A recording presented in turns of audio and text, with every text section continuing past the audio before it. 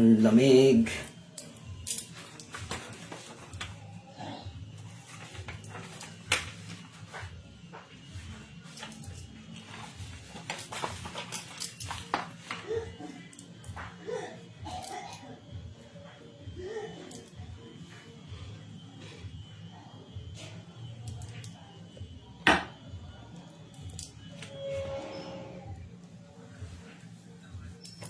Yun, mapagpalang gabi sa lahat mga idol. Ganap na alas 6 ng hapon. So yun, pakashare muna yung ating video. Dahil napakaganda ng topic na ating tatalakayin ngayon at aking isi-share sa inyo na hindi nalalaman ng karaniwan. Ito ay kakaiba na kaalaman. Kagaya ng sinabi nga natin, tayo ay tumatalakay sa lihim na karunungan. So, pa-share na lang natin yung ating video. Ang ating topic ngayon o content na napili ko na ipaliwanag sa inyo at ipagbigay alam ay tungkol sa 7 angels at sa 7 kaaway nito. So, siguro magugulat kayo sa malalaman ninyo na kaalaman sa gabing ito, at ito ay hindi hayag na karunungan. Ito ay kalihim-lihiman pa, kung alam ninyo yung lihim na karunungan asma, at mas malalim pa ito sa lihim na inyong nalalaman. Kung yung ibang mga manggagamot, yung ibang mga nasa spiritual, batid ko na kayo po ay mga nag-aaral sa spiritual. Ngunit itong aking paksang tatalakayin ngayon ay napakalalim pa at hindi basta-basta tinatalakay, sapagkat magdudulot ng takot sa tao at aral na rin, no, na hindi natin alam na yung araw pala natin ginagawa ay pagkakasala pala, na binabaliwala lang natin, akala natin normal lang dahil tayo ay tao. Kay Walid, shoutout sa'yo, mapagpalang gabi. More power din sa'yo, idol. So, ayun, pakishare na lang po ito dahil ito ay napakagandang paksang ating tatalakayin. At yun lang, paalala lang, wag lang magulo, di baling magtanong, wag lang magbida-bida, dahil baka mamaya kapag nag-live na naman, nagsimulan na natin, na-start na natin, so meron na naman, hindi mawala talaga sa tao yung pagiging bida-bida.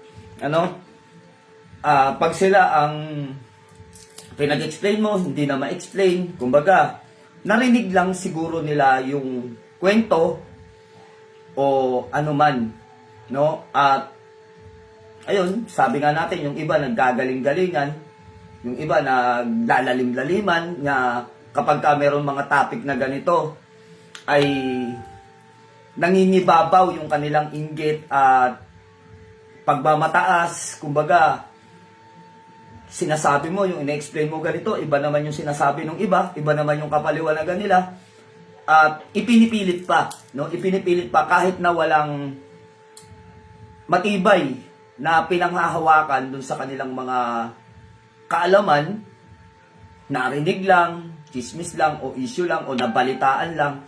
So, ipinaglalaban pa nila yung kanilang hindi naman naiintindihan na kaalaman na yon. So, ngayon, bibigyan natin ng linaw. Wag lang kayong, di baling manood kayo sa mga hindi naniniwala, wag lang kayong magulo. So, meron tayong tinatawag na iba't ibang paniniwala, kanya-kanyang paniniwala.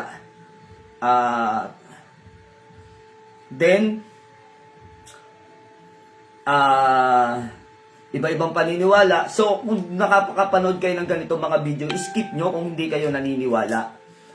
So, ito na naman, may makulit na naman. May topic tayong pinag-uusapan dito, may tanong ka na sarili mong mundo. Bakit galit na galit ang mga pastor sa manggagamot? So, tanong mo sa pastor. Pastor po ba ako? So, sa kanila mo itanong. Kasi yung tanong mo, nonsense, idol. So, meron tayong topic lagi na tinatalakay. Kung wala tayong topic na tinatalakay, tsaka nyo itanong yan, gusto nyong itanong. So, itong topic na tatalakayin natin, actually, matagal-tagal na rin to na gusto kong talakayin sa inyo. Kaya lang, Hindi pa ako handa dahil napakalalim nito. Maaring maligaw ang tao o magkamali kapag hindi lubos na unawaan itong kapaliwanagan sapagkat ang kilala lang natin kadalasan ay 7 angels.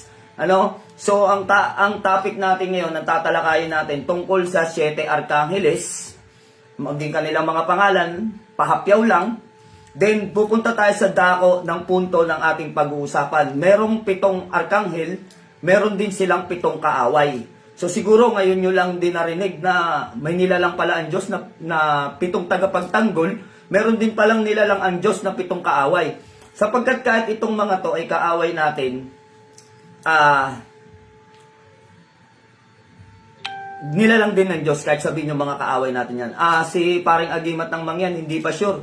Ang dami ko pag ginagawa. O kung mapapansin mo, iba na yung itsura ng ano natin, altar natin. So, dito sa sala, iba na rin. Sa kwarto, iba na rin. So, yun, dito ako nakapokus ngayon. Kaya sobrang dami kong ginagawa. Pasensya na kayo dyan sa Mindoro. Di ko kayo napasyalan, pare. Kaya makakapasyal ako dyan. Mga February siguro. Ang expect namin, January.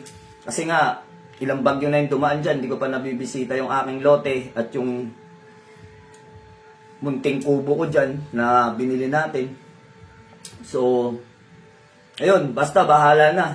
Bahala na ang Diyos. Napakarami pa nating schedule kung saan man niya tayo dakong dadalhin at bibigyan ng panahon para makapasyal dyan. Siguro gano'n na lang. So, ayun, balik tayo sa topic natin. Ang main topic natin ngayon, ayoko nang kukulit-kulit, talagang ibablock ko kayo dahil unang-una, hindi po tayo nagpapasikatan, hindi tayo nagpapagalingan kung bakit po tayo nagkakaroon ng live at pinag-uusapan natin ng lihim na karunungan. So sa lihim na karunungan, mga idol, napakalalim po nito. Kaya nga po sinasabi ko sa inyo, sa sobrang lalim ng lihim na karunungan, ayaw na ayaw ko na tinatawag ako, galit ako doon. No? So sana masanay na po kayo, galit ako pag tinatawag akong master o maestro. Ayoko pong tinatawag akong ganun sapagkat ang pag-aaral ay kasing lawak ng universo at kailanman hindi ako magiging master at kailanman ay hindi ako magiging maestro. Sapagkat ako ay habang buhay hanggang sa huli ng aking buhay ako ay mag-aaral lamang. Hindi po ako magbubuhat ng upuan o anuman, natatawagin kong maestro ang aking sarili. Maging malalim man ang aral o mababaw, anuman ang tingin sa akin ng tao, simple lang po talaga ang itawag niyo sa akin. Pwede na yung commander, okay lang yun. Huwag niyo na akong tawagin ng master at maestro sapagkat hindi ko natatanggap na gamitin ko ang isang kabanal-banalang pangalan na master sapagkat ang master ay kahulugan ng Lord o Panginoon. Hindi po ako Panginoon. No? Kung maestro, hindi rin ako maestro ng espiritual sapagkat nag-iisa lang ang maestro ng espiritual, ang ating Panginoong Jesucristo sapagkat siya ang nagturo sa atin tungkol sa pag-i-spiritual. So, yun, isang mapagpalang gabi sa inyo. So, yun, yung topic na tatalakayin natin ngayon, malalim pa sa pinaka-malalim. So, kung meron tayong tinatawag na LNK, meron po tayong tinatawag na KND. No? Kung may tinatawag na KND, meron din KOG. Kung may KOG, mas may mataas pa dyan. So, ito po yung topic na tatalakayin natin. Siguro sa iba, lalo na sa mga bago sa spiritual, lagi nyo pong naririnig at bugbog na ang salitang 7 angels. Pero, kaya nga ng sinabi natin, kung ang Panginoong Diyos ay may nilalang na sundalong mabuti, meron din pong nilalang ang Diyos na sundalong masama. At ang lahat ng bagay, mapabuti, mapamasama, mapadilim o liwanag ay nilalang ng Diyos at hindi natin pwedeng questionin. Sapagkat iyon po ay nakaprograma na. No, lahat iyon mangyayari, magaganap at nakatalaga. So ito yung pag-uusapan natin, banggitin muna natin yung ating pagkakakilala sa 7 arkangeles. Kung sila ay hindi pa nakikilala, sa mga hindi nakakilala, ito po ay ang kanilang pangulo o ang kanilang general ay si San Miguel Arcangel, San Gabriel, San Rafael, San Oriel, dalawa kasi to, may L kung minsan letter T lang. Dito ay Selchiel. Ngunit marami, pag yung iba naman, pagka sa ibang lihim na karunungan, siya po ay Setkiel. No? Dito, Selkiel, parang C na nilagyan mo ng L. Selkiel, Hudkiel, Barakiel. So marami po ang pangalan ng 7 arkanghel. Depende sa wika at bansa kung ano ang kanilang tawag. So itong ginamit natin na wika para hindi gaanong mali, no? Walang pagkakamali, ito po ay sa wikang English. kapangalanan sa wikang Ingles. Kaya po, Michael. Pagkadating sa Hebreo, Mikhael. Pagka sa Hebreo, pagdating naman po sa Greek, Mitchell. Ganun po ang kanilang pagbigkas. Pagka sa Aramaic Latin naman po, ay tinatawag siyang Mika Sedgel. So, para din pagkakaiba ng St. Michael. Pero, sa atin ay, sa Tagalog, Michael. Di ba? Parang English pa rin. So, ang ginamit po natin dito ay yung lingwahe ng English para mas madali nating maintindihan yung kanilang mga pangalan.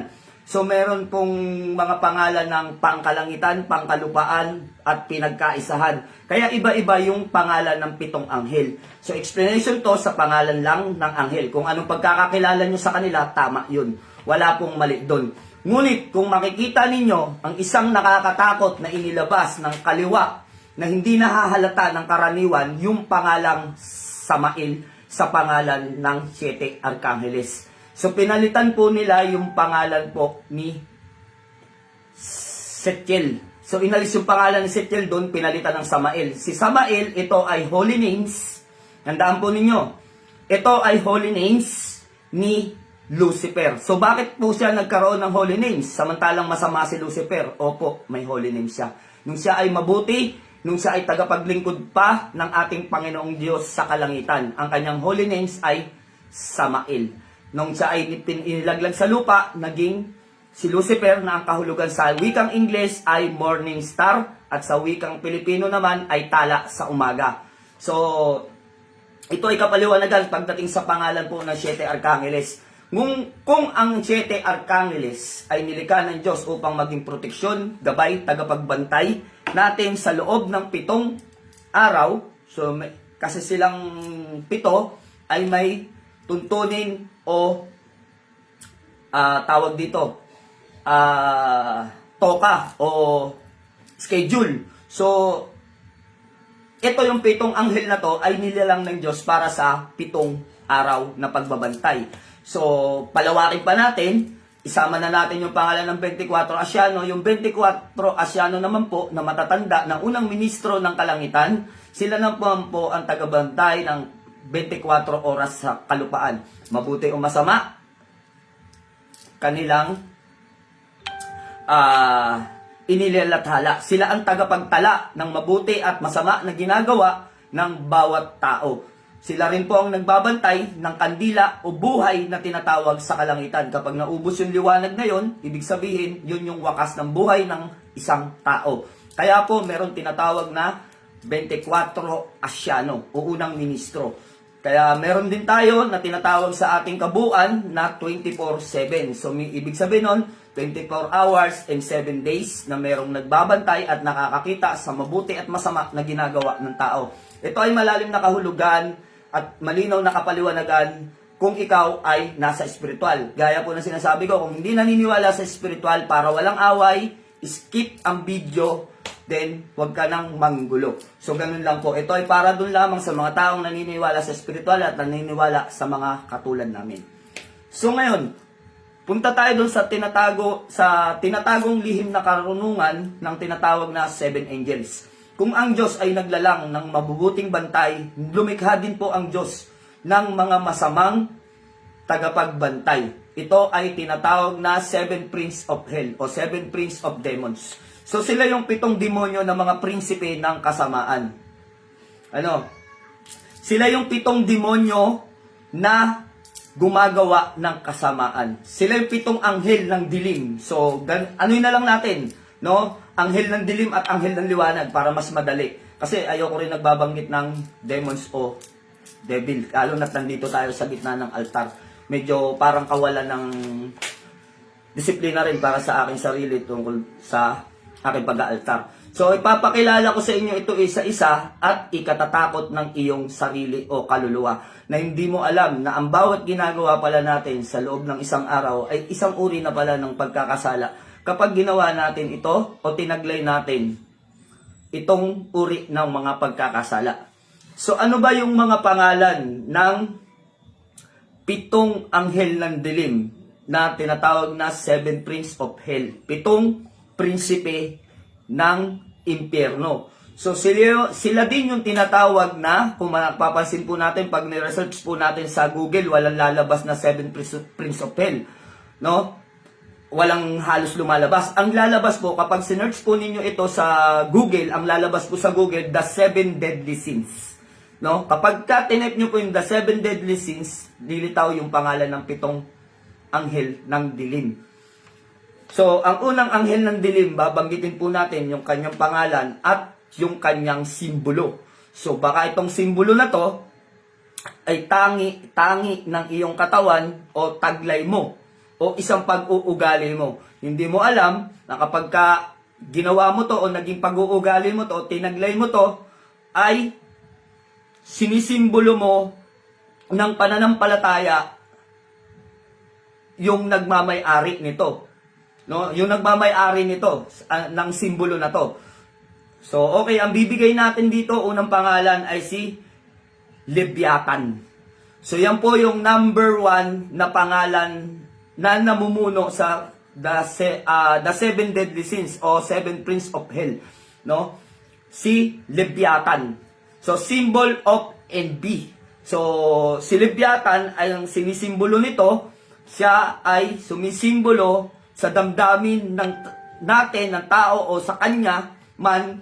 Kapag ang damdamin mo ay nagkaroon ka ng inggit, ay ibig sabihin sinasampalatayanan mo si Leviathan. So tapakatandaan po natin na kapag nakaramdam tayo ng inggit sa ating pagkatao, ito po pala ay hindi maganda. Sapagkat ang nagsisimbolo at nagmamay-ari ng inggit ay ang prinsipe ng impyerno na nagngangalang the Devil's Leviathan. So, sana maintindihan ninyo ng maayos. Ito po ay gabay lamang, nasa sa inyo kung paniniwalaan nyo o hindi. Ang kanyang bibig ang entrance papuntang impyerno. So kakaiba, di ba? So marami na tayong narinig na mga demonyo, na mga pangalan ng mga evil spirit, no? Marami na. Si Argamus, si Apokalipto, si Trubanco, hanggang 72 demons. Kung may 72 Asyano, meron din 72 demons. Sino ba yung mga yon? No? Ano ba yung mga pangalan nito? So sa susunod tatalakayin natin yan. Total, natalakay ko sa inyo ang 7 angels. So 7 angels versus 7 demons. So tatalakayin din natin ang 72 demons. So sa susunod yan, para maganda yung ating kapaliwanagan. So, si Leviathan ay simbolo ng inggit at ang kanyang bibig, ayon sa aklat na ating binasa at sa pagre-research na rin natin, na may katunayan na si Leviathan ang entrance papuntang impyerno. So, kapag namatay, hindi po lahat, ibig sabihin lahat ng namatay ay mag-e-entrance sa bibig niya. Depende po yan sa inyong mga gawa. No? Sa ating mga gawa, hindi lang inyo, sa atin, maging ako man, lilitisin din. Depende yan sa ating mga gawa. Kung ikaw ay mabuti, aani ka ng kabutihan. Kung ikaw ay masama, aani ka rin ng kasamaan. So yung mga tao daw na masasama ay kinakain ang kaluluwa niya ni Leviathan. Sapagkat yung kanyang bibig ang entrance papuntang impyerno. So kung meron tayong tinatawag na mga entrance sa spiritual, kung ano man yung mga tawag ninyo, di ba? No, kung ano man yung mga pagtawag ninyo diyan, meron pintuan talaga ang impyerno. Ito ay ang bibig ni Leviathan. At yung mga masasamang tao daw, kapag namatay, no, after nila mamatay, inihahatid ni ninunong kamatayan sa papunta sa bibig ni Leviathan upang upang isubo ni Leviathan yung kaluluwa na yun, then pag nilunok niya, papunta yun pa ng impyerno. So, parang nakakatakot isipin, no? Yung, dahil nga si Leviathan ay inggit, so hindi lang pala yun ang kanyang nakakatakot na pamamaraan. No? Ang nakakatakot na kakayahan ni Leviathan. So, may kakayanan pala siya na ang mga masama ay kanyang kainin upang maging entrance ang kanyang bibig papunta sa impyerno at parusahan doon ang tao. So, ito ay paliwanag lamang sa mga taong naniniwala. Ano? So sa mga hindi naniniwala, lalo na sa lihim na karunungan, kayo na po ang bahala kung anong paniniwalaan nyo.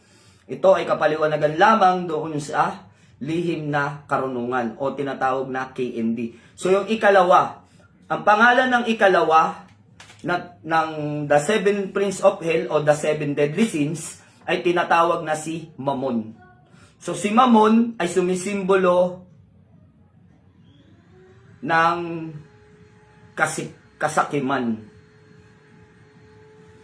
No? Kasakiman. So yung greed na tinatawag. So siya ay sumisimbolo ng kasakiman. No? Kung ang tao ay may pagiging sakim, so ang ibig sabihin, maraming uri kasi ang sakim. Sakim sa pera, sakim sa kayamanan, sakim sa mga bagay-bagay o pagkain, ano pa man. No? Kung kasakiman, ang ibig sabihin nun ay ginodiyos mo naman si Mammon. So, sino ba si Mammon na tinatawag? Mammon. So, M-A-M, tapos M ulit, O-N. Mammon ang pangalan nito. Symbol of greed na siya ay sa Himan. Ito ang isang, siguro narinig niyo na po si La Muerte. No, si La Muerte sa Spain, pinaniniwalaan ito ng mga, ito ay ginodiyos ng mga drug lord, ng mga gambling lord. Ito yung ginodiyos nila, si La Muerte. Si La Muerte po, sa lihim na karunungan, sa Tagalog ay tinatawag na nunong kamatayan. Pagdating naman po sa English, siya po si Angel of Darkness. So sa Spain, sa Espanya, ang tawag sa kanya ay La Muerte. So sinunong kamatayan, ito po yung bungo na may talukbong at may dalang karit na kumakalawit ng mga kaluluwa, no, ng mamamatay, tagapagsundo.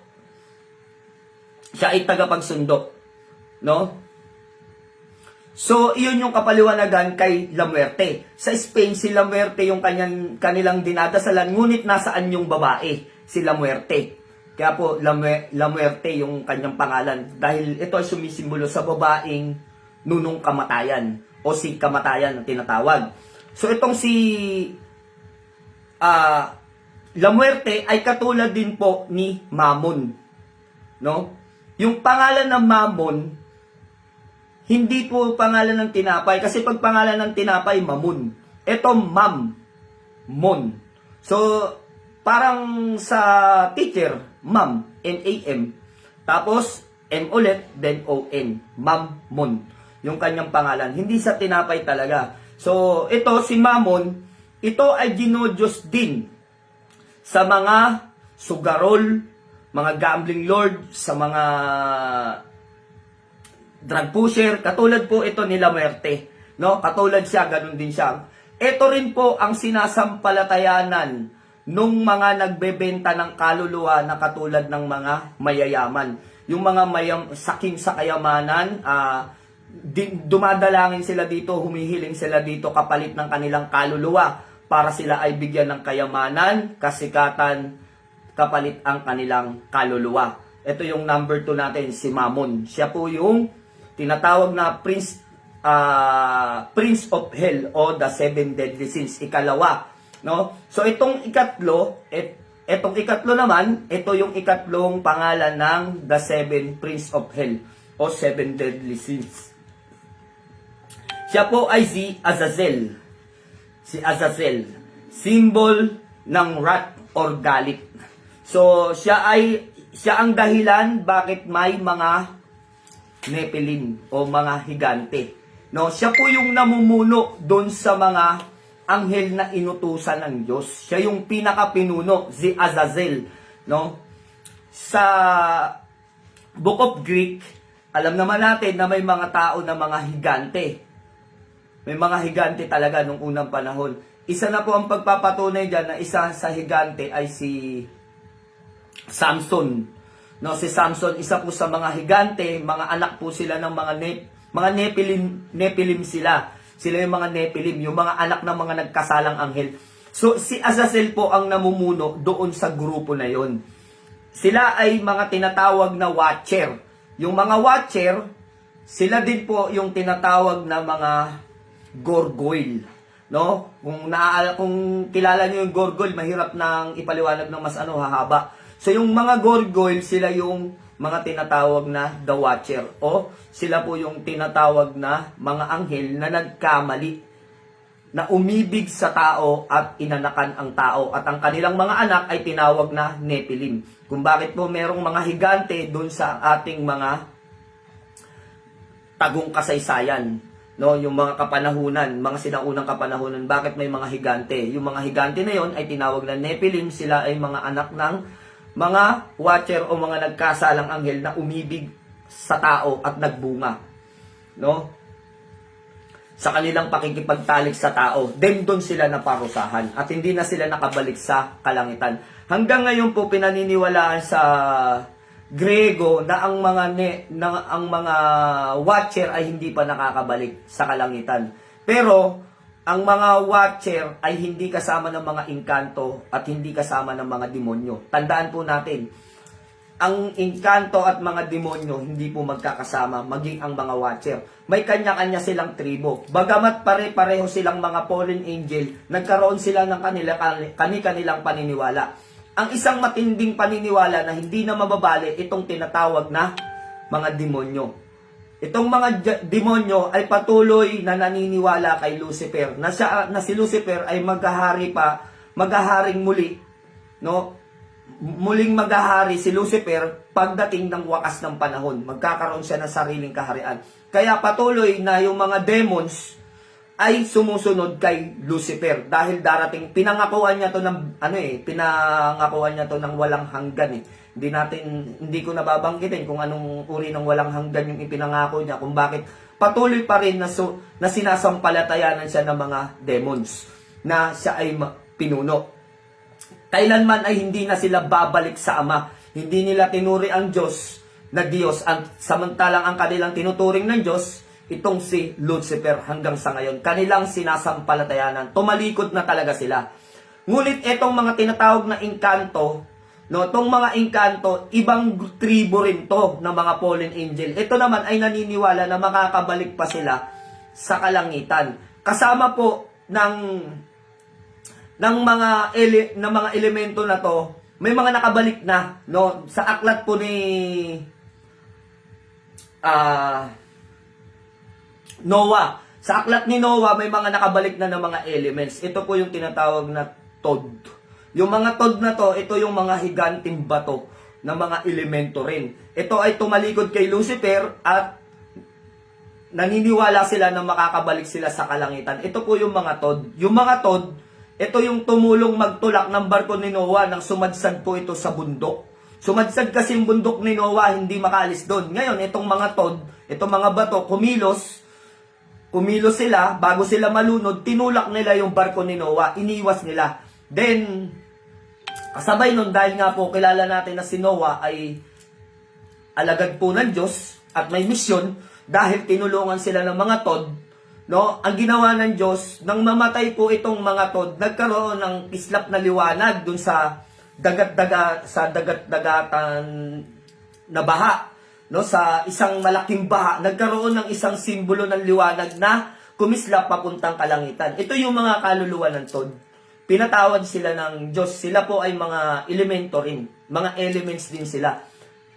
Sila ay mga engkanto na tinatawag. So, grupo ng mga engkanto to. Maraming klase ang itsura ng mga engkanto, no? Sa mga yun nga sinasabi natin, sa mga hindi pa nakakakita, sa hindi pa naniniwala, siguro makikita nyo rin sa libro. Sa walang mga third eye na hindi nakakita o hindi naniniwala, meron din dito sa libro, sa Greek mythology, sa aralin ng lihim na karunungan ng mga Pilipino, meron din po, no? So, hindi lang lahat ng bansa naniniwala sa elemento. Dahil hindi man naniniwala lahat kasi iba-iba tayo ng paniniwala, pero meron talaga. Maging ang Biblia ay nagsasabing merong elemento. Mababasa din natin yan na meron din sa talata. So itong mga elemento na to ang unang-unang nakaakyat. Itong tinatawag natin na mga engkanto, ito ay tumalikod kay Satanas. Nagtayo sila ng sariling grupo na tinawag nilang elemento o enkantada, mga ganyan. So, itong grupo na to, naniniwala sila na darating ang panahon mapapatawad din sila ng Diyos sa pamamagitan ng kanilang pagtalikod kay Satanas. At pinipilit nilang maging mabuti habang nakatira sila dito sa daigdig kasama natin.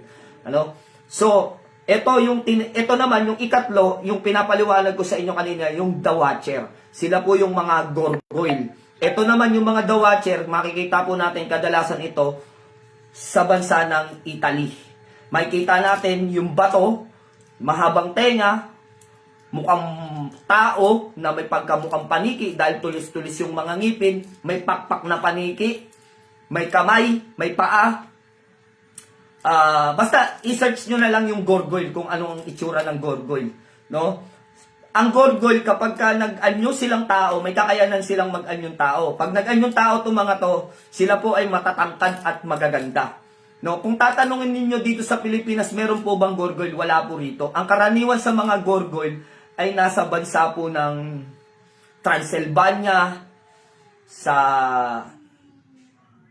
Grego, no, sa Greek, sa Italy. So diyan sila karaniwan kasi kapag nag-anyo sila na bilang tao, nandun yung mga kapareho ng kanilang mga itsura. Kung sa Pilipinas nga naman kapansin-pansin. So yun po din isa sa research ko kung bakit sa Pilipinas ba't walang gargoyle.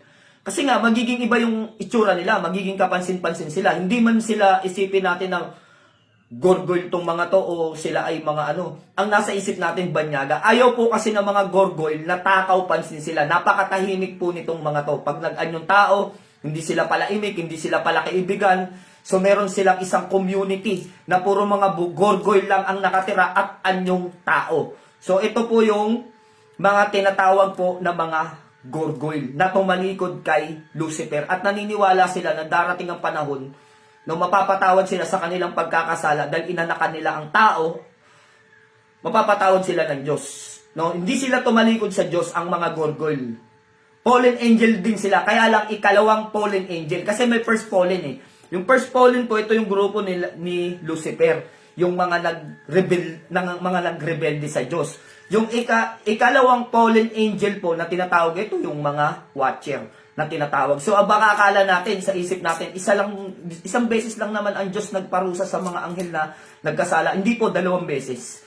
Kasi po, nang nagkasala po ang Lucifer, wala pa naman tao eh. Wala pa naman tao nung nagkasala siya. Bago pa lang magkaroon ng daigdig at ng tao, may Lucifer na talaga. No? At iyan ay pagala-gala nga sa kalawakan noon. So, yun po yung nasa lihim na karunungan. Then, nung nagkaroon na ng tao, tsaka po nagkaroon ng watcher. Kaya nga po sinabi ng Diyos eh, no, kayo, inuutusan ko kayo. Kayo ay tatawaging the watcher. Kayo ang magmamatyag sa kaligtasan ng mga tao. So, sa halip na kaligtasan, nagkagusto sila, niligawan nila yung tao, nagkaanak, then nagkaroon po ng nipiling. So, hindi po sila tumalikod sa Diyos, kundi pinarusahan sila ng Diyos. Kaya ibang tribo ang mga gargoyle. Ibang tribo ang kanilang kinabibilangan. No? Bagamat fallen angel din sila, kaya lang ikalawang pagbagsak ng mga anghel. Yun po yung pagkakaibahan dito. Kasi marami nagkakamali. Sinasabi nila, isa lang yung pagbagsak ng mga anghel. Hindi po. 2 beses ang pagbagsak ng mga anghel. Unang, pagre-rebelde. Ikalawa, yung paglapastangan ng mga anghel sa mga tao. No? Yung pagtalima o hindi pagtalima sa utos ng ating Ama o hindi pagsunod. Yun po yung mga tinawag na the watcher. So ito po yung tinatawag na nipiling. Ano? So dito po naman tayo pumunta na sa ika-4. No, ang nabanggit na natin kanina yung sa 7 Princes of Hell. No, mortal na kaaway po ito ng 7 angels. Nga pala, hindi ko pala nabanggit kanina. Sila po yung mortal na kaaway ng 7 angels. Mamaya, i-continuous natin kung bakit sila naging mortal na kalaban ng 7 angels. So, ito po, yung una ay si Leviathan. Siya po ay sumisimbolo sa mga inggit. Si Mammon, siya po ay sa kasakiman. Si Azazel, siya naman po ay yung tinatawag na sa galit, no? Merong inggit, tapos kasakiman at galit. So ito po yung tatlo. Then pumunta tayo dito sa pang-apat. Itong pang-apat na Prince of Demon na isa sa mga prinsipe ng 7 deadly sin, no, yung 7 nakakamatay na kapag kakasala. Kita nyo 7 deadly sin yung nakalagay dito. Di nakakatakot pala maging inggit, nakakatakot pala maging sakim. Nakakatakot pala ang galit. No? Pinagsasabi mo, Aaron Conrad Rodriguez, parang Power Rangers. Bakit naging Power Rangers? Tigil lang mo yung panonood niyan, nakakabaliw yan. Pang-apat si Belpigor. No, ito yung ika-apat na 7 deadly sins o isa sa 7 prinsipe ng mga demonyo. Si Belpigor, ang simbolo naman niya ay katamaran. So slot, katamaran. Ito naman si Belpigor, alam nyo po, mabait sana siya, si Belpigor. Alam nyo ba na si Belpigor na ika-apat sa Prince of Demons, the 7 Prince of Demons, alam nyo po ba na siya ang pinaka-biktima ni Lucifer? Kaya po siya napatalsik dahil dahil po siya po ay nadamay lamang. Alam nyo po yung katamaran, kasi kaya siya po tinawag na tamad, pwede naman siyang kumampi kay Lucifer, o kaya po kumampi dun sa mga anghel habang nagre-rebelde si Lucifer. Pwede naman eh. Kaya lang ang ginawa niya, sabi po dito sa lihim na karunungan, no? Sabi sa lihim na karunungan, siya po ay naging neutral. Naging neutral. Kumbaga wala siyang pakialam. Sige, bala kayo dyan, mag-away kayo dyan, magdigmaan kayo dyan. Kaya po nagalit ang Diyos sa kanya, hindi siya nakialam. Saan ka ba nakatira? Di ba sa kalangitan? Ba't wala kang pakialam? Ba't hindi mo tinulungan yung mga kapatid mo, mga anghel? Ba't hindi ka nagsumbong na meron na palang balak na ganyan si Lucifer? So wala po siyang pakialam. No, wala siyang pakialam. Kaya po nagalit ang Diyos. Sabi niya, dahil wala kang pakialam, sige, sumama ka na doon. Tinapon siya. Pinalayas po siya sa kalangitan nang dahil sa damay. Pero nang dahil wala na nga siyang pupuntan, wala na siyang kakampi, sumama po siya sa grupo ng The 7 Prince of Hell. Ang 7 prinsipe ng impyerno. So, napaka-neutral siya. Sabi dito, nadamay lang siya kay Lucifer, kaya siya napalaya sa langit. No? Ngayon, eto naman, ang kanyang naging dito sa lupa, ang kanyang naging papel dito sa lupa, nasaan siya? Nagtayo din po siya ng grupo ng mga elements, black elements. Merong mga white elements na tinatawag. Kanina, in-explain ko na, yung mga elemento na naniniwala sila na makakabalik sila sa langit. Kaya po pala, meron 2 elemento. May 2 elemento, may masamang elemento at may mabuting elemento. Meron palang namuno dun sa mabubuting elemento, no? May namuno pala dun. Yung namuno dun, yun yung tinatawag na engkanto di Diyos sa lihim na karunungan. Ngayon naman, dito sa mga masasamang elemento, may namuno din pala. Sa akin noon hindi pa ako ganun kalalim sa lihim na karunungan, nakala ko lahat sila elements, iisa lang. 2 rin po palang tribo. No? Halimbawa po dito sa atin, tribo ng mga Tagalog at tribo ng mga Bisaya, pero nasa Pilipinas yan. No? Pilipino. Pero dito naman, tinatawag dito elemento. So sa elemento, may 2 rin palang katawagan. No, meron din pala elementong mabuti at elementong masama. Akala ko noon iisa lang 'yon, naging masama lang talaga at naging mabuti.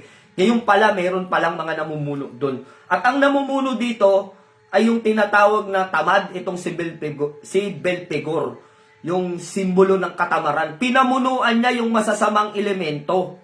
No, yung siyempre mga mabubuti, may grupo na sila. May tinatawag na silang namumuno, engkanto di Diyos, samantalang itong mga masasamang elemento, walang mapuntahan. Ngayon, ang ginawa ni Belpigor, pinamunuan niya yung masasamang elemento. Kaya po sa panahon natin ngayon, siya po ay tinatawag na dark elements. Kung meron tayong tinatawag na engkanto di Diyos, meron naman dark elements, at ito si Belpigor. Sa panahon natin ngayon, at hanggang sa ngayon ay nandito siya sa daigdig, hindi nga lang nakikita dahil mga elements nga. Then, dito naman sa number 5, no? Ika-5 7 deadly sin o tinatawag na 7 prinsipe ng impyerno. Sa number 5, si Asmodeus. No? Si Asmodeus, ang simbolo nito ay kahalayan. So, alam nyo na. Kahalayan. So ano ba ang naging history nito? Ano ba ang naging history ni Asmodeus? Kasi noon ko pa kilala si Asmodeus as tao. As in tao, kilala ko siya. At alam niyo po ba kung sinong tinutukoy na Asmodeus dito? Si King Asmodeus. Nakakatakot ano? Hindi ko akalain sa noon talagang sa pagre-research ko kay pangalan nito. Basta yun na yun, hindi ko lang mabanggit. Basta sobrang pagre-research ko doon kasi ito ay kahalayan eh. Siya yung Diablo na ginagawa po to ng mga ng mga witchcraft. Kapag meron silang kahilingan, gusto nila ng kayamanan, gusto nila ng lakas, kapangyarihan sa witchcraft, ang gagawin nila dito, makikipagtalik sila sa isip. At babanggitin mo ng paulit-ulit yung pangalan na yun. Ayokong ituro. Ayokong sabihin sa inyo kung anong pangalan yun. Sa mga nakakaalam, huwag nyo nang i-comment. Huwag nyo nang i-type kung anong pangalan ito. Baka mamaya may matuksong gawin dyan. Dahil nga po siya ay demonyo rin sa kayamanan. Kapag humiling ka sa pangalan nito, then nakipag-sex ka. No, nakipag-sex ka, humiling ka na magkakaroon, baog ka. Gusto mong magkaroon ng anak, may nakipag-sex ka sa kanya, tas akala ng asawa mo, aba, himala, nagkaanak to. So baka gawin eh. Kaya wag nyong itatype dyan kung anong pangalan yun. Makikipag-sex ka sa pamamagitan ng masturbation. Habang nagma-masturbation ka, binabanggit mo pa ulit-ulit yung pangalan niya hanggang sa mag-exit ka na o labasan ka na, no? Na tinatawag natin hanggang doon. Then kapag ginawa mo daw 'yon, matutupad daw yung iyong kahilingan. Ngunit ang kapalit doon ay kaluluwa mo ay nasa impyerno na. Katulad po ni Mammon, no? Pero hindi siya si Mammon, no? Ang gumagawa po doon yung mga yung mga talagang na sila, kumbaga hopeless na sila. No? So talagang kumbaga wala na silang mapaghilingan. So yun po, ginagawa nila, nagma-masturbation sila sa loob ng isang seal, no? May nakita ko rin to sa sa Book of Solomon. Sa Book of Solomon nakita ko yung pangalan niya doon, na-discover ko na ito pala, ganito pala yung ginagawa nila. Gusto nilang lumakas yung kapangyarihan nila o kapalit yung mga kamag-anak nila, hihilingin nila, mamamatay itong si kamag-anak na ganito, tas kukulamin ko habang kukulamin ko to si kamag-anak ko. Pag namatay ito yung kapalit ng kaluluwa niya, palakasin mo ko, then magmamasturbate siya dun sa loob. Mapababae ka o mapalalaki, ginagawa nila yon sa loob nung seal na yon. So nakakatakot kung iisipin. Ganun po kalalim ang lihim ng karunungan. So nandito tayo kay Asmodeus, So si Asmodeus, ang kwento nito ay dati po siyang Haring Asmodeus. So tong si Haring Asmodeus, ito ay simbolo ng kahalayan. Talagang po daw ito, no? Sa aklat na binasa ko, talagang kung halimbawa po makikipag-sex siya ng umaga, kaya po niya 24 oras walang humpay. Ganun po siya ganun po siya kahalay. Talagang walang kapaguran. Talagang yun ang kanyang trabaho, yung kahalayan, yung mag-isip siya. Kaya ito po, no, yung kahalayan ay isa rin pala na sumisimbolo sa kasamaan ni Asmodeus. Kasama pala to sa pagkakasalang 7 deadly sins, nakakamatay na kasalanan. So, ngayon, etong si Asmodeus, no? Etong si Asmodeus, napaka-obsessed niya sa isang babae na nagngangalang Sarah. Tandaan po natin, ito talagang naitalato si Asmodeus. Hindi nga lang ang kilala si Asmodeus na ang kanya palang kaluluwa ay Diablo, prinsipe ng mga Diablo. So hindi na itala yun. Pero nung binasa ko sa Greek, dun ako nagulat. Then pinaliwanag din sa Book of Solomon na si Asmodeus ay siya rin po si King Asmodeus. Hindi siya nagpalit ng kanyang pangalan. Ang ibig sabihin ng pangalang Asmodeus sa Tagalog ay kahalayan. So ngayon, siya ay prinsipe ng kahalayan. Nagkagusto siya sa isang babae. Nagkagusto siya sa isang babae nagngangalang Sarah. At itong Sarah na to ay napakagandang babae. Hindi po sila nagkatuluyan Namatay din tong Sarah na to Ang alam ko, namatay sa kalungkutan tong si Sarah na to. Doon sa nabasa kong libro nito o sa pagre-research ko nito, ang pagkakaalam ko, namatay siya, hindi po nagpakamatay, namatay sa kalungkutan. Kasi mahal na mahal niya yung isang lalaki na nagkakagusto sa kanya, gusto din niya. Alam niyo po ba ang nangyari kung bakit namatay itong lalaki? At hindi lang pong isang lalaki ang namamatay kapag nagkakagusto kay Sarah. Lahat ng nagkakagusto kay Sarah ay namamatay. No? So lahat po namamatay dahil pinaparusahan ng kapangyarihan ni Asmodeus. Yung iba naman, ipinapapatay po niya dahil siya nga ay hari eh. Ipinapapatay niya. Ngayon, kung hindi ka mapapatay, halimbawa, nung unang panahon, may mga kamag-anak ng mga manggagamot, di ba? May mga manggagamot nung unang panahon. Pag hindi kayang patayin ng kanyang pag hindi niya mapatay sa kanyang kapangyarihan, gagawin niya, ipapapatay niya. Kapag hindi naman maipapatay, gagawin niya, kapangyarihan naman niya. So, dalawa yung kakayahan niya kung paano pumatay dun sa mga nagkakagusto. Nagkakagusto pa lang yun na hindi pa nanliligaw. No? Hindi pa naghahayag ng kanilang mga damdamin. Titigan mo nga lang daw si Sarah nun pag nakita ka daw ni Asmodeus o kaya nung tagapagbantay, ipapapatay ka daw nito. Ito yung itinala. No? Siya ay kasama sa itinala na haring pinakamasama. Panoorin niyo po kay Tina Galog. No? Napapanood niyo po ba si Tina Galog? No, si Tina Galog, nung mga siguro matagal na, 2 years ago na panood ko yung vlog niya na si Asmodeus, ang pinakamasamang hari na maraming ipinapatay. Isa sa pinakamasamang hari, hindi po pinakamasama. Isa sa pinakamasamang hari na maraming ipinapatay. No? So, maraming hari at reyna ang gumagawa nito, no? Marami, may mga pinakamasamang reyna pa. Panoorin nyo kay Tina Galog, marami. Magaganda rin yung topic ni Tina Galog. Kaya lang sa kanya kwento, hindi nagpapakita gaano ng muka, ng ano man. Minsan nakikita ko, vlog lang, hindi po siya nagla-live. Ewan ko kung nagla-live, hindi po gaano kasi akong updated kay Tina Galog. Pag interesting lang yung kanyang mga content, dun lang po ako nanonood sa kanya. Kasi kung minsan may showbiz siya, halo-halo eh, yung kay Tina Galog. Kaya hindi po ako nakatutok sa kanya manood. No? So, ito po, tinatawag na si Asmodeus.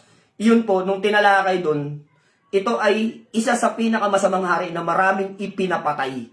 At ayon din sa kwento ni Tina Galog, no, doon sa vlogger na si Tina, may kakayahan ito sa witchcraft. Pero hindi po doon tinalakay sa Tina Galog na siya po ay Prince of Demons. Na-discover ko lang na si King Asmodeus, na matagal ko nang kilala sa pagiging alamat sa pinakamasamang hari, ay doon ko nalaman sa Book of Greek at kay Haring Solomon. Sa aklat ni Haring Solomon na si Asmodeus pala, King Asmodeus at si Asmodeus na Prince of Evil o Prince of Demon ay iisa lang po pala sila. So, iyon ang history nito ni Asmodeus. At si Sarah ay hindi na po nakapag-asawa. Namatay ito. No? Namatay ito. Ngayon, nung namatay ito si Sarah, namatay din sa pagiging katawang tao si Asmodeus. Sa pagiging hari, namatay. Namatay din siya. Then, hindi lang naman si Sarah ang ganun eh. Lahat ng babaeng maibigan niya, pwede niyang gasain, pwede niyang halayin, no? Ganun, hindi lang pagpapapatay ang kanyang ginagawa. Kaya naging isa siya sa pinakamasasamang hari na nabuhay sa daigdig. Ngayon, punta na tayo doon sa ika-6 na prinsipe ng mga Diablo. Ang ika-6 na prinsipe ng mga Diablo, ito ay si Beelzebub. So si Beelzebub ay simbolo ng katakawan. So ito gluttony. Hindi po ako nagbibiro sa inyo. No, si Beelzebub ay simbolo ng katakawan. Sino po matakaw diyan? Sino matakaw diyan? Sa 7 deadly sin din po wala yung katakawan. So mamaya babanggitin natin kung ano yung 7 deadly sins. No, sumisimbolo ng 7 prinsipe ng mga demonyo. So, yung 7 deadly sin, kanina, nababanggitan natin unti-unti, nasa pang-6 na nga tayo, yung bagong nanonood pa lang dyan, i-continuous nyo na lang po ito. No? Si Beelzebub, siya po ay gluttony, o symbol of gluttony o katakawan. Ayon sa demology, no? Ayon sa demology, siya ang pinaka-loyal kay Lucifer. No, pinaka-loyal siya kahit anong iutos ni Lucifer susundin niya. Tumalikod din po ito. Hindi na siya naniniwalang makakabalik siya sa kalangitan. Kagaya na sinabi ko kanina, may mga fallen angel din po na naniniwala na makakabalik sila sa kalangitan.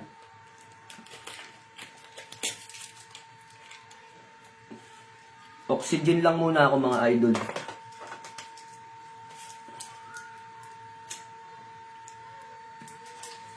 So yun, si Beelzebub ang simbolo ng katakawan. At ayon sa demology, siya ang pinaka-loyal kay Lucifer. At ano man ang hilingin ni Lucifer, kanyang susundin at gagawin. Sila po ang pinakamalapit sa dalawa. Parang best friend si Beelzebub at si Lucifer. So punta na tayo sa ikapito. Sino po ba yung pinakamalakas, pinakamakapangyarihan, pinakatuso at hari ng kasamaan? So, prinsipe ng kasamaan. Wala pang hari kasi hindi pa naman naghahari, wala pa silang excuse. Wala pa po silang kaharian, no? Wala pang kaharian, kaya hindi pa matatawag na hari si Lucifer. Kasi yung paghaharian niya yung impyerno. So sa tinutukoy po sa iba't ibang libro na aklat na binasa ko, wala pa daw impyerno sa ngayon. No? Kasi kung titignan natin sa Bible, bakit wala pang impyerno? Kasi nga po sabi sa Biblia, pagdating ng Kristo, bubuhayin niya lahat ng mga patay. At doon hahatulan. Ngayon, kung iniisip natin, yung mga masasama nasa impyerno na, totoo pong meron ng impyerno. No? Ngunit wala pang nagahari sa impyerno. Tandaan po natin, ang impyerno na tinutukoy po sa aklat, no? Totoong may impyerno, wala pang nagahari. Hindi pa siya pinagaharian ni Lucifer. Kasi po yun yung promise. No, kapag ka naghari na siya ngayon, wala nang promise. Wala nang pangako ang Diyos sa kanya. Kasi ang ipinangako ng Diyos kay Lucifer, paghaharian mo ang impyerno. So, hindi pa po siya naghahari sa ngayon. At wala pang mga kaluluwang pinaparusahan sa impyerno. Kaya nga nagtataka ako dun sa mga nakapunta na daw sa impyerno, nakita daw nila yung mga pinaparusahan, ganyan, ganito. No, ang daming, may mga ganyan may mga ganyang kwento sa panaginip nila. Yung patay na nabuhay daw muli, nanggaling daw ng impyerno. Ako nagtataka lang. Ang pinagtataka ko kasi, ang sinasabi ng Biblia, ang sinasabi ng Biblia, sa ngayon po daw kasi, ang tao pag namatay ay mananatiling patay. Mananatiling patay. Kasi, kung paniniwalaan natin, mamaya na natin banggitin yung ikapito, no? So, nasa topic na pa rin naman tayo So, kung sasabihin natin na pinarurusahan na sila, bakit ba pupunta rito ang Kristo? Bakit ba magsusundo? Para lang sa mabubuti? Aba, ang swerte naman natin. Ang swerte natin mga idol. Kung pupuntaan ang Kristo dito, para lamang po sa mga mabubuti, ang swerte natin. Napakaswerte natin sa totoo lang. Pero complete dun sa Biblia. Sa paliwanag ng Biblia. Kasi ang sabi po sa Biblia, second coming of Christ, sa pangalawang pagparito daw ng Panginoong Jesucristo, nandito siya upang humatol sa mga mabubuti at masasama. So ngayon, tandaan po natin yung sinabi sa Biblia. Kung sinasabi sa Biblia, para hatulan ang mabubuti at masama, sino pa yung itatapon sa impyerno? Kung ang kaluluwa nila nasa impyerno na ngayon at pinarurusahan na, sino ang humatol? Yun po ang isang malaking tanong Magiging conflict po kasi kung iisipin natin, bahala kayo kung anong isip ninyo, kung nasa isip ninyo, meron na sa impyerno. Pero ito yung aking kapaliwanagan at aking pinaniniwalaan sa sarili kong pag-aaral. Kasi pinagtugma ko ang Biblia at LNK. Nagtugma sila, yung lihim na karunungan na itinago, yung lihim na karunungan tsaka yung Biblia ang nakalantad ngayon, nagtugma sila. Tugmang-tugma yung kanilang kapaliwanagan. Sabi po doon sa Biblia na pag ang Kristo daw ay dumating, bubuhayin daw niya lahat ng mga patay. Lahat ng mga dadatnan niyang mga buhay, ihiwalay niya yung mga mabubuting buhay sa masasamang buhay. So, ito po yan ha, yung mga mabubuting yung nadatna ng Kristo na buhay, ihiwalay niya dun sa mga masasamang buhay at yung mabubuting buhay, paghihiwalay niya. Then yung mga patay, bubuhayin niya upang hatulan. Yung mga mabubuting mga namatay, ilalagay niya doon sa mabubuting kasama ng mga buhay na kanyang dinatnan. Itong mga masasamang mga patay, na muli niyang binuhay, isasama niya doon sa mga buhay na makasalanan at doon niya hahatulan. Iyan po ay nasa Biblia. So ngayon, magiging complete kung sasabihin natin na merong kaluluwa sa impyerno ngayon, sino ang humatol? Gets nyo po? Sino ang humatol sa kanila? Sabi nga sa Biblia ang paghatol ay pagdating ng ating Panginoong si Kristo. Kahatulan sa mabuti at kahatulan sa kasamaan. Ang tanong, bakit sila nasa impyerno? Sino humatol sa kanila? Di ba logic? Kung sino humatol sa kanila, pwedeng sasabihin natin Diyos? Bakit? May nakita ba tayo doon na sa Biblia na ang mga namatay ngayon ay aakyat sa langit upang hatulan? At sa reliyong Katoliko, meron pong tinatawag na purgatorio. Yung purgatory niya, nandun daw yung mga kaluluwa, naka-stack lahat ng mga kaluluwa dun. Yung daw yung mga mabubuti at masama. Ngunit sa ibang talata ng Biblia, wala namang nakalagay na purgatorio.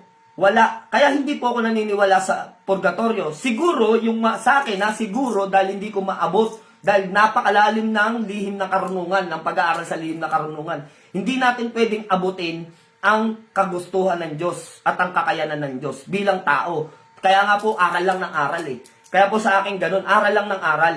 No? Hindi ko na iniisip kung maaabot ko pa. Basta kung ano lang ang magagawa ko habang ako ay nabubuhay, mag-aaral lang ako, sige lang, mag-aaral lang ako. Kung ano yung matutunan ko, salamat. Salamat doon sa ipinagkaloob sa akin ng mga aral. So yun lang ang ginagawa ko, pero hindi ko po ibinabaling na paniwalaan ninyo ako. Ito ay binabase ko sa Biblia at sa lihim na karunungan. At kayo na rin ang mag-isip doon sa mga sinabi ko. Kung kapani-paniwala ba sa inyo. Ngayon, kung ating aalamin talaga, no, kung meron na pong impyerno, meron na. Ngunit ang impyerno na tinatawag, alam nyo po ba kung nasaan? Ang impyerno ay tago. Ang tagong impyerno na pinaniniwalaan, maging ng siyensya, nanonood kayo ng Facebook siguro, napapanood nyo. Yung ilalim daw ng lupa, yung tinatawag na inner core, na may mga pumunta na daw doon, na nagdala ng camera at nakarinig sila ng tinig ng mga boses. Mga boses daw na nakakatakot. Nakakatakot ng mga boses. So ngayon, ang pinaniniwalaan kong impyerno, alam nyo kung nasaan? Tagong impyerno nasa ilalim ng lupa. Ang lantad na impyerno, ito pong mundo na ginagalawan natin kapag sinunog na.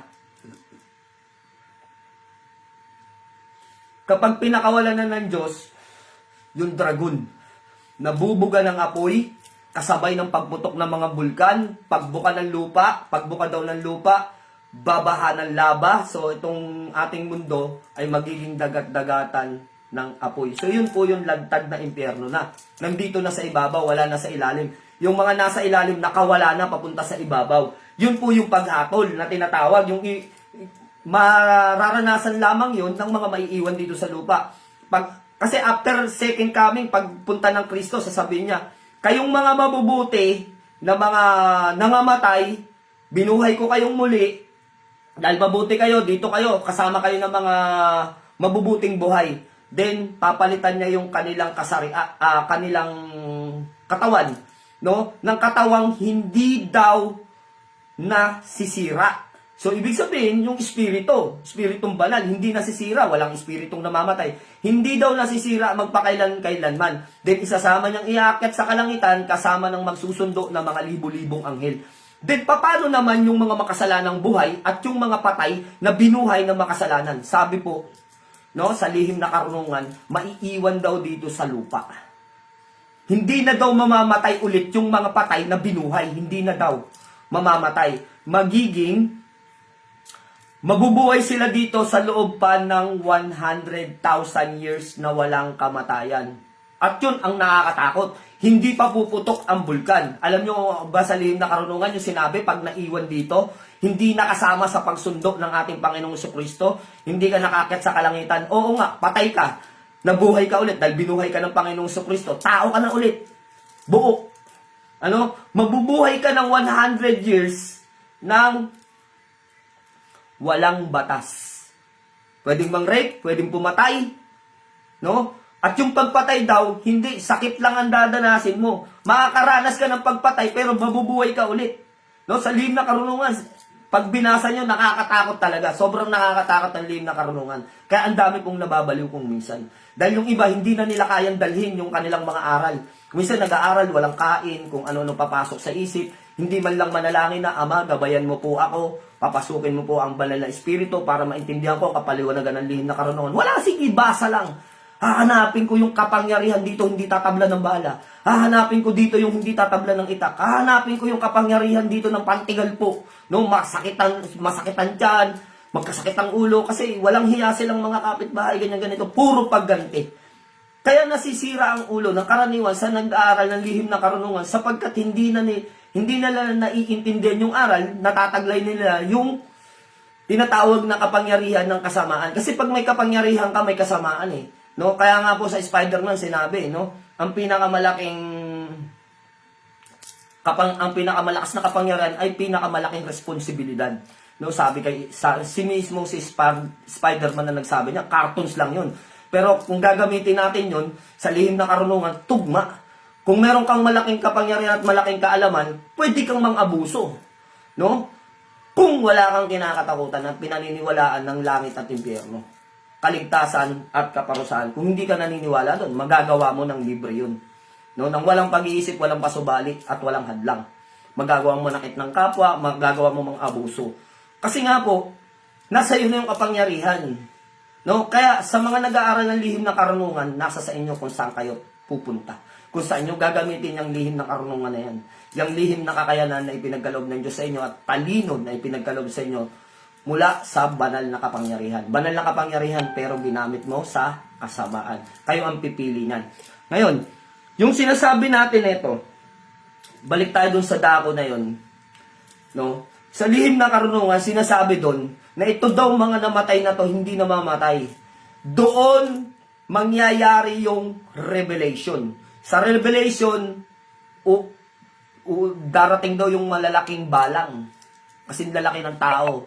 Tapos yung mga balang na yung kakagatin yung tao, sisipsipin yung kanilang dugo. Ngunit hindi sila mamamatay. Tandaan po ninyo, gagawin pagkain ang tao. Hindi ka mamamatay. No? Pag nakita ka ng balang, kakagatin ka, sisipsipin yung dugo mo, hindi ka mamamatay. No? May sumaksak sa'yo.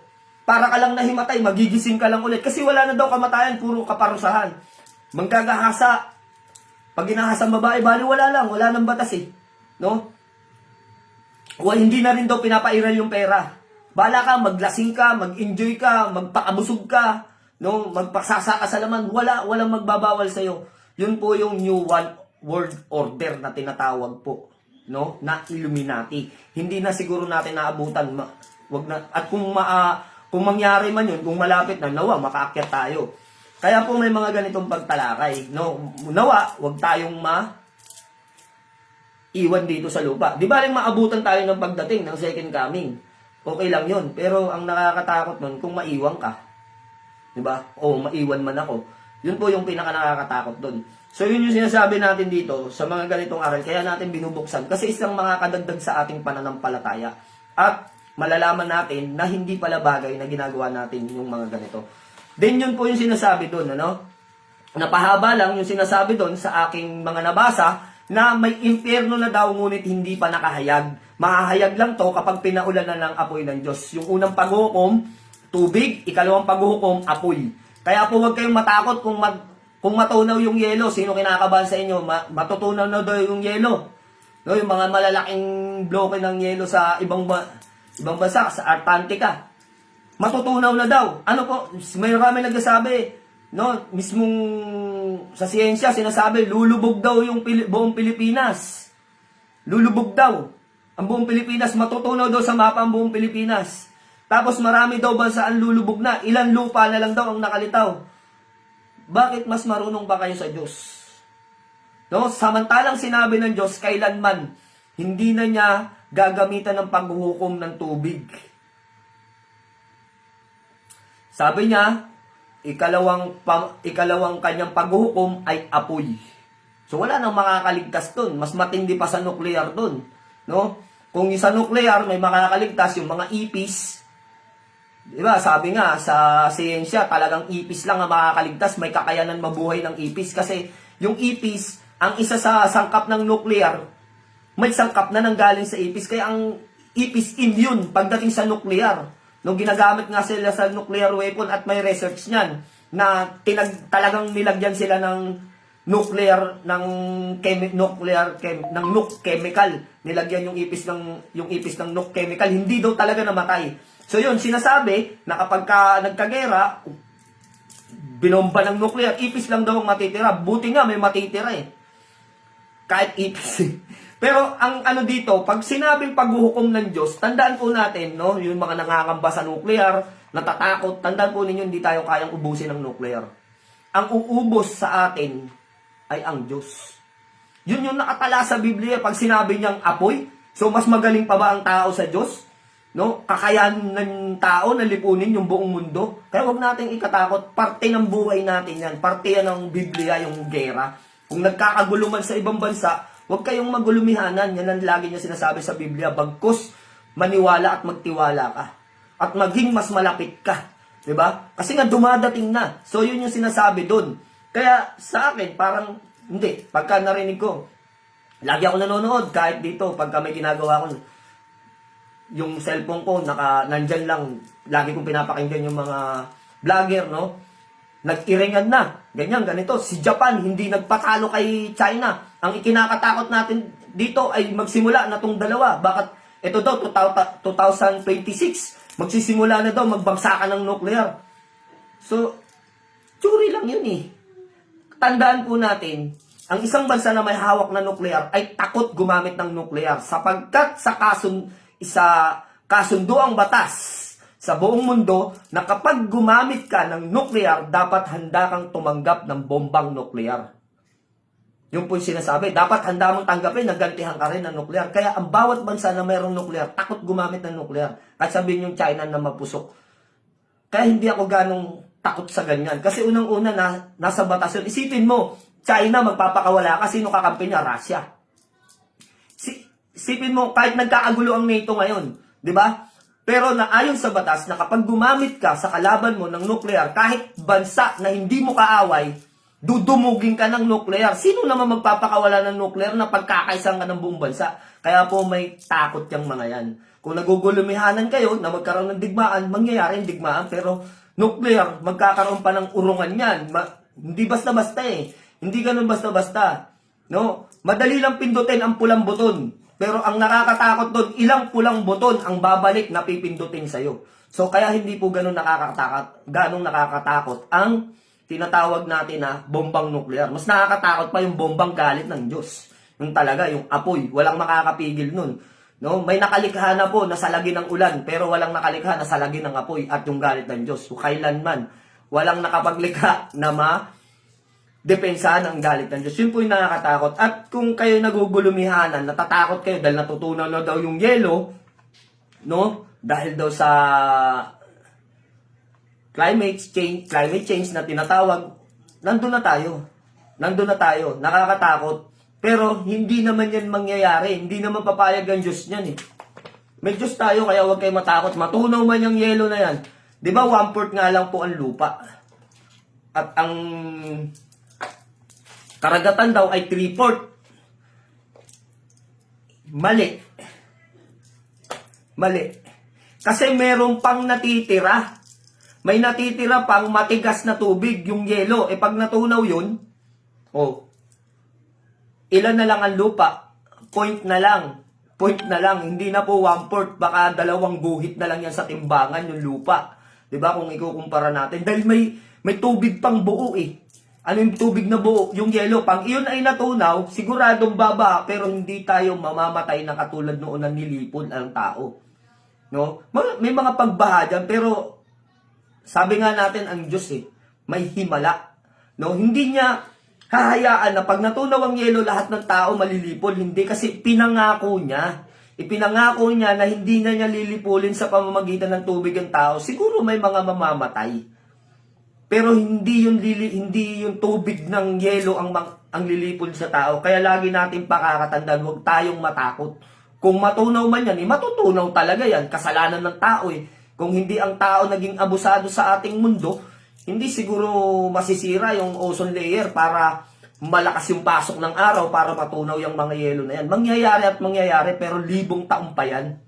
No? Masyado ng advance at takot tong mga siyensya dahil hindi sila naniniwala sa Biblia. Pero kung nagbabasa kayo ng Biblia, doon yung mawawala ang takot ninyo. Kaya ang Biblia malaking tulong sa tao. No, kahit na manggagamot ka o spiritual ka, malaking tulong niya sa tao. Kasi yung mga kakabakabang nyo, ipangangamba ninyo, hindi nyo kakatakutan yan. Yung magutom nga, hindi kayo matatakot eh. Kapag kayo ay lagi nagbabasa ng Biblia. Kasi nga, sinabi dun, hindi kanya pababayaan. So, punta tayo dun sa dako na sinasabi natin. Paghaharian lang ang impyerno nito ng ikapito na sa 7 deadly sins na tinatawag o na ikapitong prinsipe na pinakamalakas sa kanila lahat, at yun ay si Lucifer. No, si Lucifer, ano ba si Lucifer? Si Lucifer yung kayabangan. Siya yung mayabang, no? Ang kayabangan pala kay Lucifer pala yan. Kasi yung kayabangan po ang nagpahamak sa kanya. Sabi dito, si Lucifer ang pinakamalakas na anghel sa langit. At itinakwil siya sa kanyang kayabangan dahil gusto niyang agawin yung trono ng ating Panginoong Diyos. Nung nagrebelde siya. At ang kanyang holy names, nung nasa langit siya, sa pangalang Samael. So, siya ay si Samael. Wait lang mga lods, titignan ko lang yung oras. Yun, 7:20 pa lang, akala ko ano na. 8, kasi Friday ngayon, preparation namin sa pagdadasal. So, yun mga idol, sa binasa natin na to, na lihim na karunungan na to, napakalalim po nito. Kagaya ng sinasabi ko, kaya ako sineshare ito, dahil dun sa mga taong hindi pa naaabot o hindi pa nababasa yung lihim na karunungan. At ngayon, sa mga taong pilosopo, ako may nakipagtalo sa akin nakaraan. May nakipagtalo sa akin na, Commander, nanonood ako ng live mo, pero hindi para maniwala sa'yo, kumbaga, para mag-contradiction sa'yo. Sabi ko, gawa ka ng vlog. Kontrahin mo ko, walang problema. Hindi naman kita awayin eh. Sabi ko, kasi ang tao, hindi mo kailangan awayin yan. Kasi opinion nila yon, paniniwala nila yon. Kaya lang sa akin, sinasabi ko nga, kung hindi naniniwala at nanggugulo. So sa akin, hindi niya ako ginugulo. Nanonood siya. Kahit itong video na to, mapapanood niya to mamaya pag wala na siyang trabaho.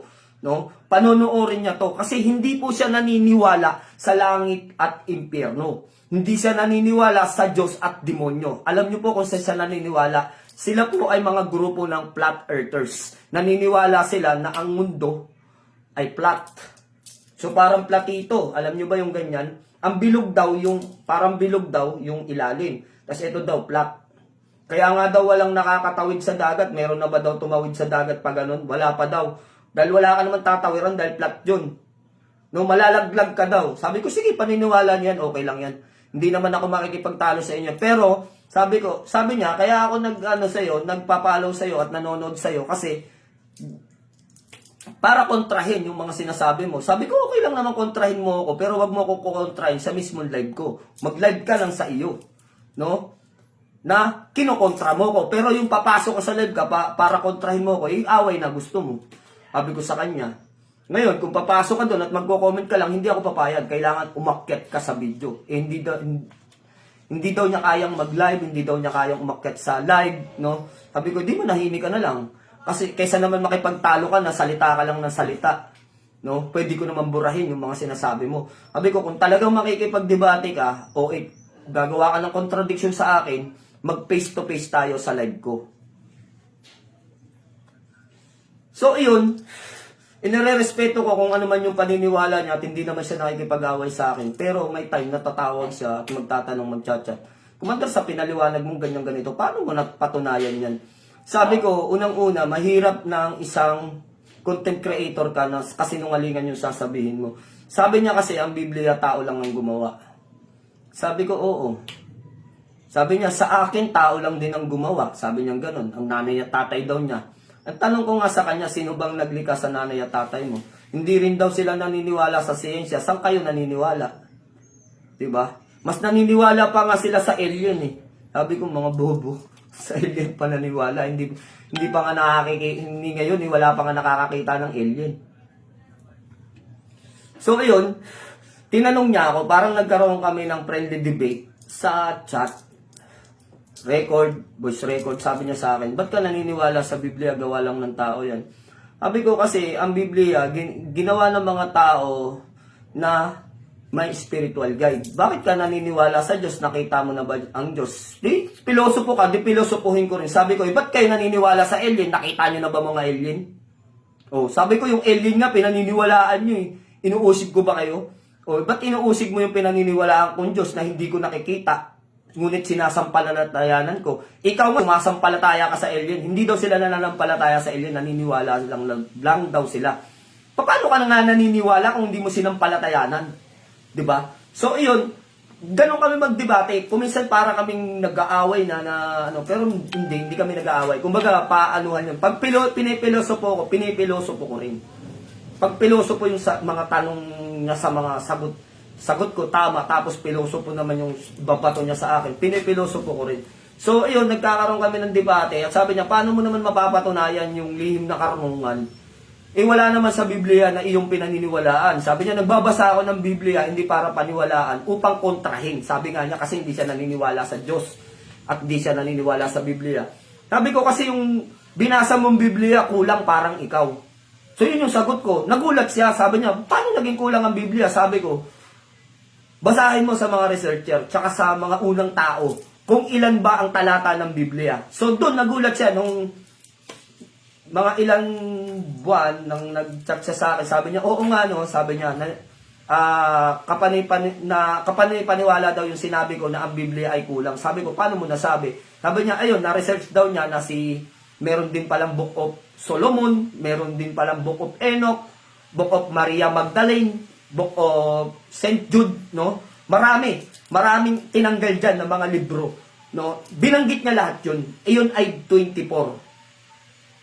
Sipin nyo, 24 na aklat ang inalis sa Biblia. Ilan na lang ang iniwan. So yung Biblia na hawak natin ngayon, na hayag, no? Hayag na Biblia na hawak natin ngayon, iyon ay kulang na. So yung lihim na karunungan, ito sa mga binabasa namin.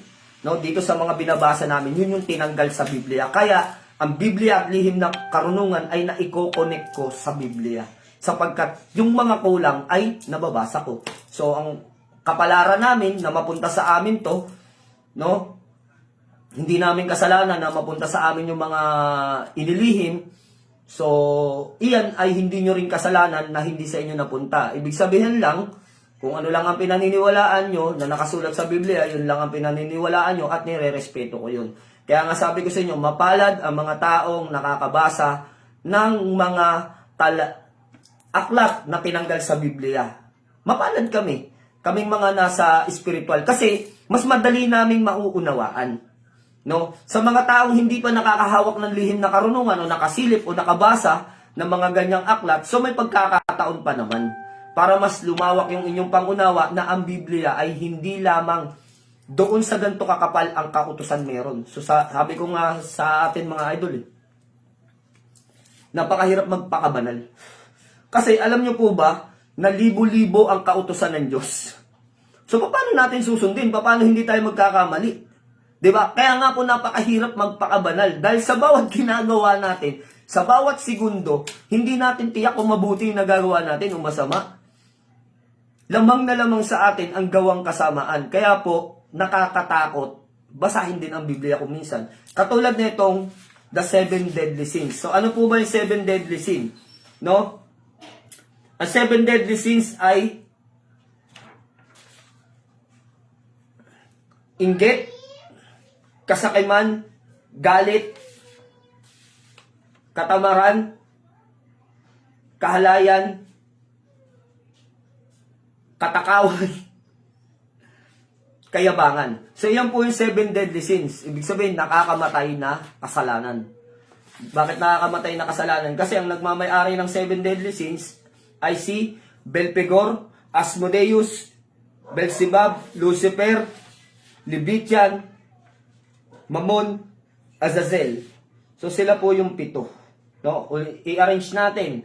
Leviathan, Mammon, Azazel, Belpegor, Asmodeus, Beelzebub, Lucifer. So sila yung 7.